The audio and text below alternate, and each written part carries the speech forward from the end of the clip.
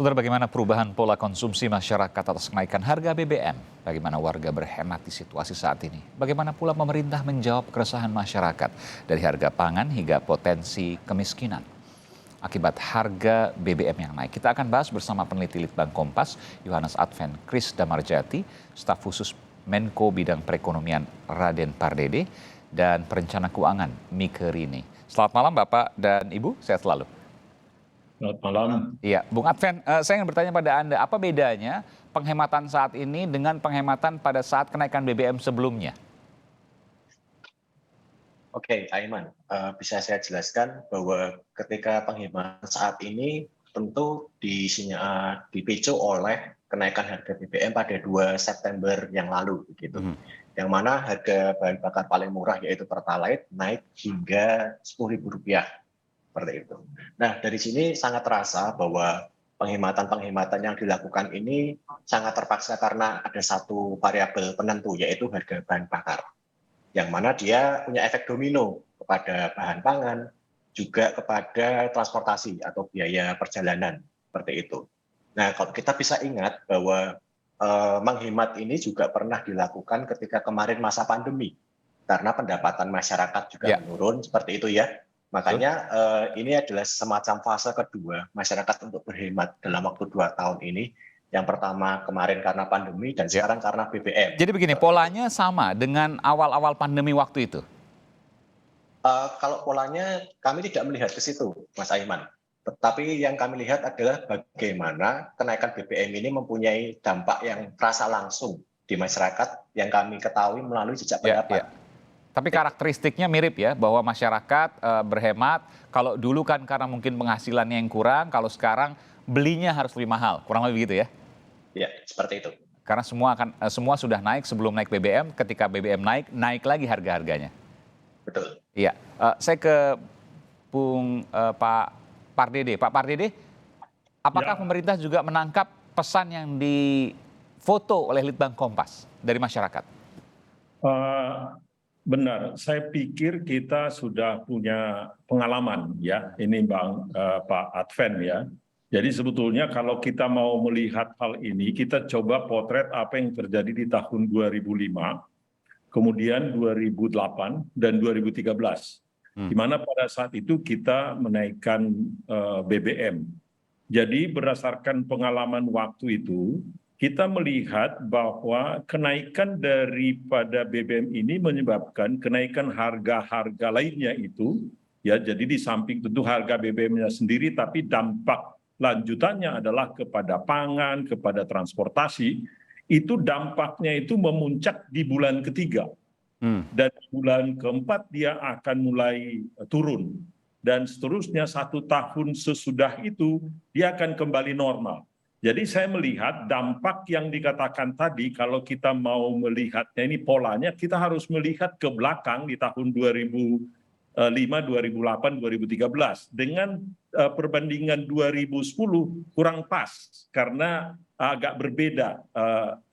Faktor yang menyebabkan tahun 2020 itu kan pandemi, benar-benar kita tidak bekerja. Jadi kalau kita lihat itu, dampaknya ke inflasi juga puncaknya di bulan ketiga. Dan demikian juga dampaknya kepada pola belanja masyarakat, ke pola penghematan itu juga saya lihat itu, kami lihat polanya itu sampai dengan bulan ketiga, artinya bulan November, Desember.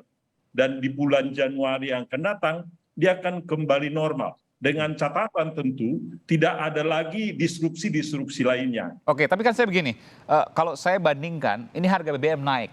Bank Indonesia 2 kali menaikkan suku bunganya. Artinya ini kena 2 kali nih. Yang pertama itu adalah harga-harga yang naik di pasaran gitu ya. Harga-harga bahan makanan dan sebagainya. Yang punya kredit, yang punya utang di bank itu juga kena dampak. Ini kan 2 hal yang kemudian menghantam masyarakat baik di bawah maupun di kelas menengah. Betul ya Pak Pardede? Itu yang kami katakan tadi. Jadi kalau sebetulnya yang paling bagus ini kita lihat tahun 2005. Di tahun 2005 Bank Indonesia menaikkan 200 basis poin, 2% itu. Karena kebetulan agak mirip dengan yang terjadi sekarang. Betul. Jadi tahun 2005 itu, saya ingat betul itu bulan Oktober, bulan November, Bank Indonesia menaikkan itu 2%. ya kenaikan daripada BI rate waktu itu atau disebutkan SBI.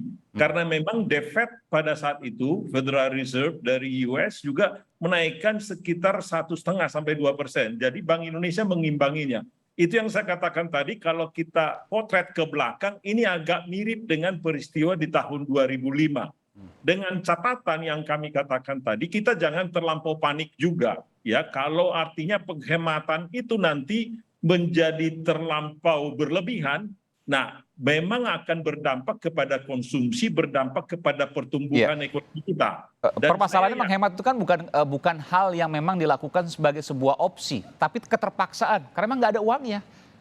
ya sama juga dengan yang kita katakan tadi di tahun 2020, tahun 2005 tadi Ya. Itu sebabnya pemerintah kan kalau kita lihat juga cara mereka memberikan bantuan sosial itu 4 bulan ke depan. Jadi itu akan dikucurkan 4 bulan ke depan dalam rangka untuk mencoba menjadi bantalan sosial tadi. Meskipun itu untuk kelas bawah ya, tapi untuk kelas menengah yang kemudian terimbas di kredit bank misalnya dan sebagainya itu belum kena untuk bicara ke sana. Tapi saya ingin bicara ke Mbak Mika dulu. Mbak Mika, betul apa yang saya katakan bahwa saat ini hampir semua warga kecuali yang kelas atas ya, itu terkena dampaknya. Kelas atas mungkin juga terkena karena memang mereka harus juga kemudian membeli bahan baku yang lebih tinggi, tapi tanpa bisa menaikkan harga dengan signifikan begitu ya. Tapi tentu persediaan uangnya, tabungannya berbeda dengan menengah dan bawah. Tapi saya ingin tanya tolong menengah dan bawah. Sudah jatuh tertimpa tangga, sudah naik BBM, naik SBI 2 kali suku bunga Bank Indonesia. Betul Bu Mbak Mika? Ya, tapi tetap harus positif ya. Maksudnya memang kita semua merasakan dampaknya dari kenaikan BBM, tapi terutama teman-teman kita, warga masyarakat yang menengah ke bawah ya. Terutama yang paling dirasakan itu adalah harga bahan kebutuhan pokok dan biaya hidup berupa transportasi. Nah di sini tentu individu atau masyarakat yang bersangkutan memang harus mengatasinya dengan ada kombinasi ya. Yang pertama memang harus melakukan penghematan, tapi di sisi lain juga harus bisa memaksimalkan potensi dirinya untuk menambah penghasilan. Nah, yang melakukan penghematan ini juga harus berdasarkan kreativitas, karena kalau kita menghemat itu tentu ada batasnya, Mas Aiman ya. Nggak bisa langsung terus-menerus dikurangi gitu, sementara penghasilan tidak bertambah. Contoh-contoh penghematan yang kreatif misalnya ya, harus meningkatkan pengetahuan bagaimana pengolahan makanan, gizi, sehingga dari makanan yang maksudnya kayak tempe, tahu, yang bahannya tidak mahal, itu dapat diolah berbagai macam rupa sehingga tidak bosan misalnya. Oh ini kreatif ya, untuk kreativitas. Tapi saya ingin tanya, kalau dari sisi masyarakat, kan kita pernah mengalami masa yang sulit juga di tahun 2020, bahkan sampai mengalami resesi pada waktu itu karena 3 kuartal berturut-turut pertumbuhan ekonominya negatif. Kalau dibandingkan dengan saat ini, mana yang lebih sulit? Di sini memang tantangannya yang berbeda ya Mas Aiman ya, karena harga terutama di masalah biaya transportasi ya, yang juga berdampak kepada harga barang-barang dan jasa, sehingga memang masyarakat kemampuan untuk daya belinya ini memang menurun ya. Nah di sini memang pengetahuan masyarakat bagaimana bisa mengakses bantuan dari pemerintah, terutama masyarakat menengah bawah, harus memang berkoordinasi dengan kepada pemerintah setempat, contoh misalnya RT dan RW-nya bagaimana bisa mengakses bantuan itu. Tentunya sedikit atau banyak tetap bisa membantu ekonomi keluarga. Oke, yang waktu 2020 juga ada bantuan, tapi saya ingin tanya ke Bung Pardede. Pak Pardede, kita pernah mengalami resesi pada akhir tahun 2020 karena 3 kuartal berturut-turut pertumbuhannya negatif, pertumbuhan ekonomi. Kalau kita bandingkan, apakah 3 bulan ke depan masa sulit ini akan sama seperti masa resesi waktu itu atau berbeda? Di mana perbedaannya? Saya pikir berbeda ya. Jadi dampak daripada pandemi itu seperti yang kita tahu, sama sekali kita tidak bekerja waktu itu. Jadi kita stop mobilitas ekonomi, mobilitas kita berpergian, mobilitas barang berhenti. Tentu pendapatan juga stop. Jadi dampaknya di tahun 2020 itu jauh lebih berat dari sekarang ini. Jadi perkiraan kita juga sudah mencoba menghitung itu secara cermat, sebagaimana tadi dikatakan oleh Bapak Presiden, kita juga menghitung itu bahwa memang akan ada dampaknya kepada pertumbuhan ekonomi kita. Jadi tapi Indonesia, saya yakin itu berdasarkan hitung-hitungan yang kita lihat, kita tidak akan mengalami resesi seperti yang terjadi di tahun 2020. Oke. Ya, Kenapa? mungkin banyak negara lain yang mengalami resesi, tetapi Indonesia kali ini tidak akan mengalami resesi. Alasannya? Nah, sebab seperti yang kami katakan tadi, kegiatan ekonomi, mobilitas ekonomi itu sudah mulai normal. Kita lihat bagaimana yang paling gampang ini, Pak Aiman. Bagaimana kita lihat restoran-restoran, bagaimana kita lihat begitu ramainya di jalan itu. Kalau begitu ada kegiatan ekonomi, mobilitas ada, kemudian kegiatan makan, restoran ada, itu menggambarkan bahwa peristiwa sekarang ini jauh berbeda dengan... Oke, jalanan macet lah kurang lebih gitu yang paling gampang ya. Bagaimana? Jalanan macet di mana-mana, begitu ya. Oh, ini yang paling gampang dilihat. Ya, itu kan. Jalanan macet di mana-mana artinya ekonomi itu masih berputar, roda-roda itu masih berputar gitu ya. Ya, waktu itu kan tidak ada sama sekali. Iya. Itu yang kemudian membedakan dengan 2020. Jadi kita tetap harus optimis meskipun masa yang sulit begitu ya. Tapi apa yang kemudian bisa disampaikan di sini Pak Pardede untuk masyarakat yang kemudian terdampak hal ini? 3 bulan ke depan Anda katakan, Anda yakin sekali Januari sudah mulai normal. Kenapa bisa Anda katakan seperti itu? Satu adalah kita lihat bahwa ekonomi yang kita katakan tadi itu masih tetap bergerak, bahwa dampaknya terhadap masyarakat di bawah itu ada, dan disitulah bantalan sosial dari pemerintah itu perlu diberikan secara terus-menerus.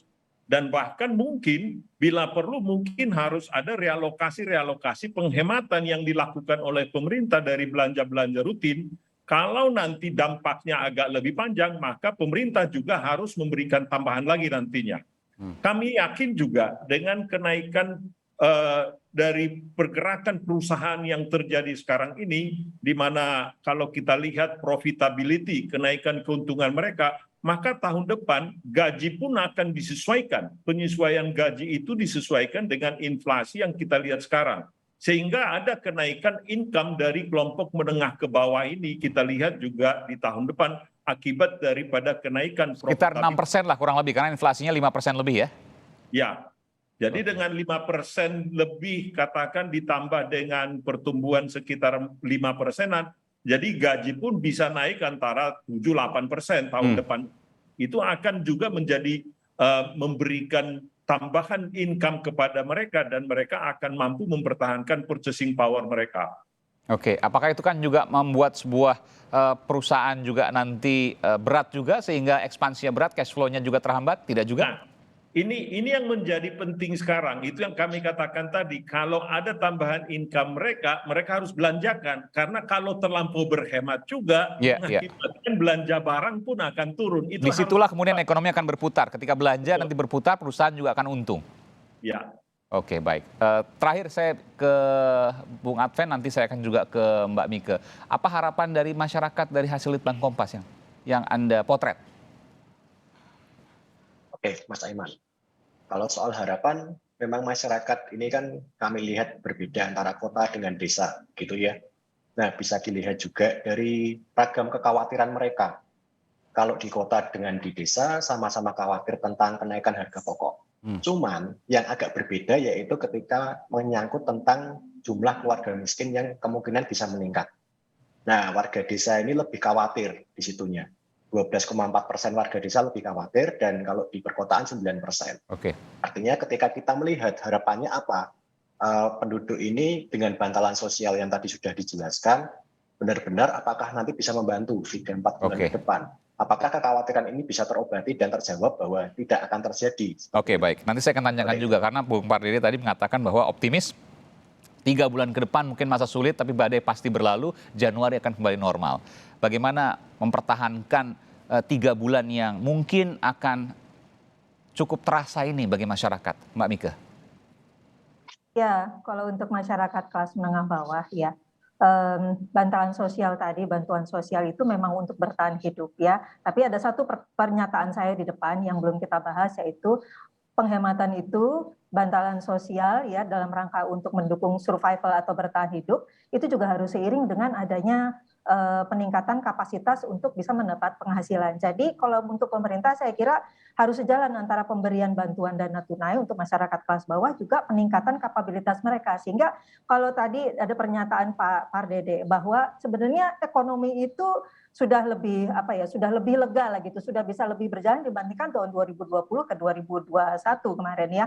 Nah, jadi sebenarnya masyarakat itu masih punya peluang untuk bisa mengoptimalkan potensi dirinya dengan apa yang ada di dalam apa yang dia miliki saat ini untuk bisa menciptakan sumber-sumber penghasilan untuk dirinya. Ya karena bagaimanapun juga kita kan tidak bisa hanya bergantung pada satu sumber penghasilan saja. Jadi membuka usaha dari rumah dengan apa yang ada itu saya kira dan masyarakat perlu dibantu pengetahuannya, keterampilannya selain dari bantuan dana sosial itu bisa menjadi salah satu cara untuk bertahan di tengah kenaikan harga. Jadi jangan menerima nasib, gunakan akal untuk kreativitas dan menambah penghasilan. Dan kemudian ketika ada penghasilan, belanja supaya kemudian ekonomi berputar. Kurang lebih begitu ya. Itu yang akan mempercepat ekonomi kita menjadi lebih baik. Terima kasih Mbak Mike, perencana keuangan, kemudian juga Pak Raden Pardede dari Menko Perekonomian dan juga Bung Adven dari Bank Kompas. Terima kasih, selamat malam, sehat selalu.